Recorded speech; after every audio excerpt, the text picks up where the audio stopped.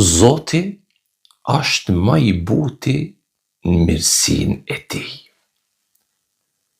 Kur Zoti don me ta largu një të keqe, ai e bën në mënyrën më të bukur e më të fshehtë. Ose e bën që ti mos me pa të keqen fare hiç, ose bën që e keqja mos me ta gjetë rrugën, ose e bën që ju me u taku e me u largu pa kur farë dami.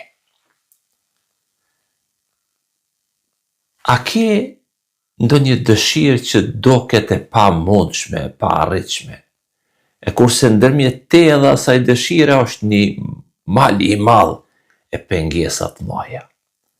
Atë kanë thonë mjekët se s'ka më shpresë për shërim.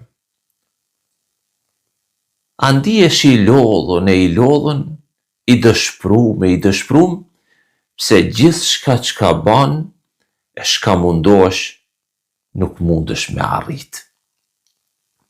Atëherë, ndalu pak e kupto emrin e Zotit El-Latif. Kur ta kuptosh këtë emër Zotit, çka do me thonë ky emër?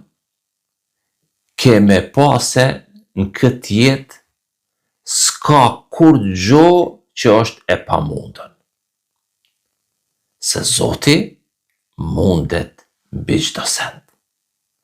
E sa ëndra që doken të largta, Zoti t'i bën të mundshme. Veç se ti troket nderën e Zotit që është El-Latif. Emri i Zotit El-Latif do me thonë Allahu Zoti që i bën mirë robëve të vet, por me butësi dhe hollësi. Latif do me thonë Allahu është ai që u sjell të mira robëve të vet, pa u dasht ata me kuptu se si. Ashtu ai që vepron fshehtësi, e me urtësi e me dashni, që Allahu din çdo hollësi e çdo sekret shpirtit ton. Kjo Zoti yt, El-Latif, më i buti. Zoti është ai që të bën mirë pa e ditë ti.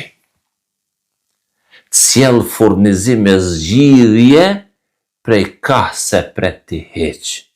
Ti hap rrugë në errësinë të jetës pa zhurmë e pa bujë.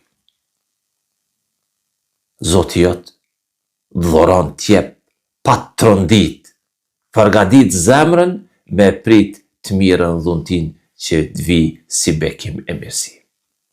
E ndonjëherë, me butësinë e tij, Zoti sjell ngjarje të mëdha. Ato që mendja e njerit i thot e pamundën, Zoti e bën të mundur me të ndodhë.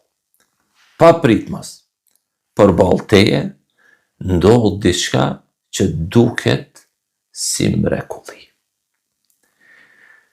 Ti e din që s'është fuqia jote, ajo që tu realizu e Zoti ta sjelli, por dora e padukshme e Zotit që vepron me dashni e me urti.